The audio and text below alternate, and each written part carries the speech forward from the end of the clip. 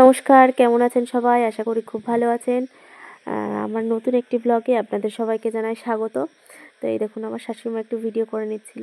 উনি না একটু ভিডিও করতে বেশ পছন্দ করে। তা আমি একটু ওনার ছোট্ট করে একটু ভিডিও তুলে নিচ্ছিলাম। আর এই যে দিদির কাজ করছিল। আর এই দেখুন এখনও বৃষ্টি হচ্ছে। সারারাত ধরে বৃষ্টি হচ্ছে, এখনও বৃষ্টি হচ্ছে। সাথে ঝোড়ো হাওয়া। আর ওই যে উঠোনে দেখছেন তো পাতা পড়ে পুরো ভরে গেছে। কালকে ঝড়টা অবশ্য আমাদের এদিকে খুব একটা হয়নি, তবে ওই যেটুকু হালকা হয়েছে তাতে পুরো পাতা পড়ে ভরে গেছে সারা উঠোন। তো ওদিক থেকে কাজকর্ম করে এসে আমি এবার চাটা বসিয়ে দিচ্ছিলাম, একটু বেশি করেই করছিলাম, যেহেতু বর্ষা পড়েছে একটু চাটা বেশিই লাগে। বর্ষা হলে বা ঠান্ডা পড়লে, গরম পড়লে না বেশি একটা চা কেউ খেতে চায় না। তো আজকে হচ্ছে আদা দিয়ে র চা। তো র চাটা করে নিলাম। আমাদের বাড়িতে না আদা দিয়ে র চা বলুন দুধ চা বলুন, যদি আদা না দেওয়া হয় না কেউ খেতে পছন্দ করে না। তো চাটা করে এবার ফ্ল্যাক্সে ঢেলে নিচ্ছিলাম। ঢেলে নিয়ে এবার রেখে দেবো, যার যখন সময় হবে সে তখন খেয়ে নেবে। এদিকে চাটা ঢালছি, ওদিকে তান্নাবাবু এসে দুষ্টুমি করছে নিচে। ওই দেখুন হাতে আবার ও একটু সেই সসপ্যানটা নিচে রেখেছে, একটু আবার একটু ছাকাও খেলো। ওই দেখুন ধরতে গিয়ে ছাকাটা খেয়ে সরেও গেল। তারপর আমি আবার কাজ করতে ঘরে চলে এলাম। এসে বিছানাটা গুছিয়ে নিচ্ছিলাম। মাম্মা আজকেও তাড়াতাড়ি উঠে গেছে। ও তাড়াতাড়ি উঠে গেলে না তাড়াতাড়ি বিছানাটাও গোছানো হয়ে যায়। আরও কিছুদিন ধরে দেখছি বেশ সকাল সকালই উঠছে, মানে আমি উঠে গেলেই ও সঙ্গে সঙ্গে উঠে যাচ্ছে। আগে বেশ 9টা, সাড়ে 9টা, 10টার দিকে উঠতো, তখন আমার কাজ টাজগুলো কমপ্লিট হয়ে যেত, কিন্তু এখন আর তা করে না।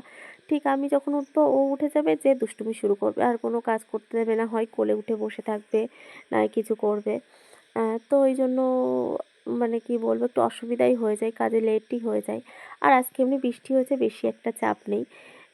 তো আখ ছুলতে হবে না, অনেক কাজই কম আছে।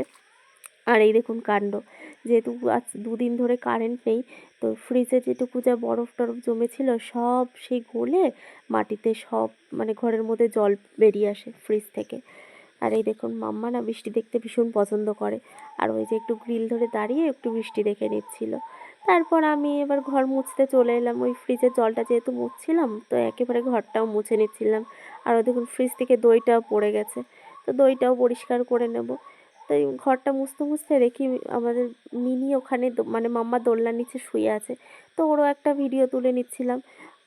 তো ও না সব সময় দেখি ওই জায়গাটায় এসেই শুতে পছন্দ করে। তো ওইখানেই শুয়ে থাকে, তো আমরাও কিছু বলি না। তো এই যে বাচ্চাদের জামা কাপড় নিয়ে চলে এলাম হচ্ছে বাইরের কলে ধুতে, যেহেতু কারেন্ট নেই সেহেতু ঘরের মোটরও চলবে না, আর ঘরের কলটাও না একটু খারাপ আছে, মানে জল টানতে গেলে খুব সমস্যা হয়, জল উঠতে চায় না। তো এই জন্য বাইরের কলে কাচবো বলে বাইরেই নিয়ে এলাম। তারপর ব্রাশ টাশ করে নিচ্ছিলাম, ওগুলো ভিজিয়ে দিয়ে ব্রাশটা করে তারপর ওগুলো কাচতে যাব। তো এই দেখুন বাইরের পরিবেশটা কি দারুণ না, হালকা হালকা গুড়ি গুড়ি বৃষ্টি পড়ছে। আর এই দেখুন গাছগুলোও যেন একেবারে স্বস্তি পেলো, মানে ওরাও না গরমে যেন ওদেরও আর ভালো লাগছিল না, একটু বৃষ্টির জল পেয়ে যেন ওরা একটু স্বস্তি পেলো। তো তারপর আমি মুখ টুক ধুয়ে জামা কাপড়গুলো কেচে চলে এলাম সিঁড়ির ঘরে মেলতে। তো সিঁড়ির ঘরে জামা কাপড়গুলো মেলে দিচ্ছিলাম। সিঁড়ির ঘরে মেললে না সুবিধাই হয়, কেন বলুন তো, নিচে কোনো তার ফার টাঙিয়ে মেলে দিলে না খুব সমস্যাই হয়ে যায়, যেহেতু একটু জল টল পড়ে জামা কাপড় থেকে। তো ওই জল টল পড়লে না বাচ্চাদের স্লিপ খেয়ে পড়ে যাওয়ার ভয়। ওই জন্য আমরা ওই সিঁড়ির ঘরে দড়ি টাঙিয়ে নিয়েছি, নিয়ে ওই সিঁড়ির ঘরে জামা কাপড়গুলো মেলে দিই।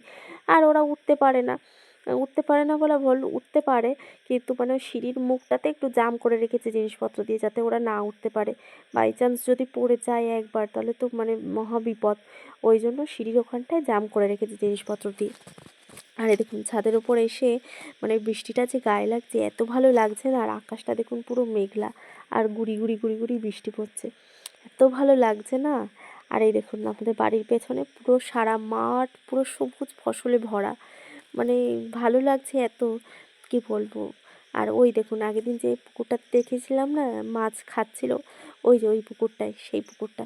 আর এই দেখুন রেমাল ঝড়ের প্রভাবে শিশু গাছের একটা ডাল একটু নইয়ে পড়েছে ওই চালের ওপর, গরু থাকে যে চালাটা, ওই চালের ওপরে।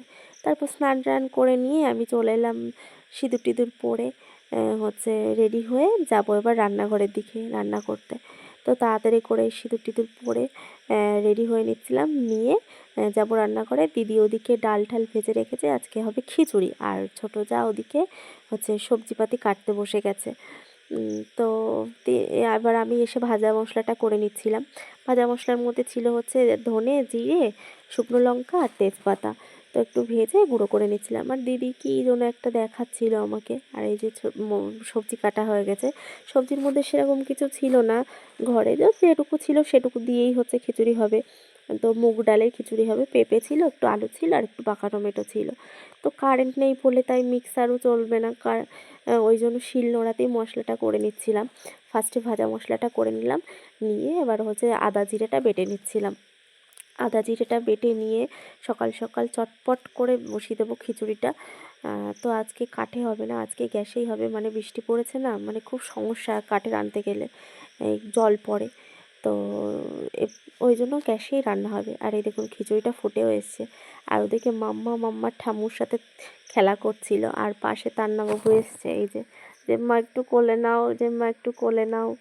আর তারপরে আমাদের সার্থকও ওখানে বসে বসে কী যেন একটা খাচ্ছিল, আর বকর বকর বকর বকর করেই যাচ্ছিল। আর আমার খিচুড়িটা প্রায় হয়েই এসছে। তো সবাইকে খেতেও হয়ে যাওয়ার পরে খেতেও দিয়ে দিয়েছিলাম।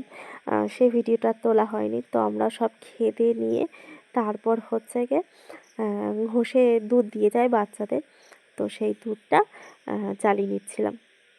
এখন দুধটা জাল হয়ে গেল, হওয়ার পরে এবার হচ্ছে গিয়ে আর ভিডিও করা হয়নি, যেহেতু কারেন্ট নেই না, খুব সমস্যা হচ্ছিল। তার মধ্যে দুপুরের রান্নাটাও হয়ে গেছিলো।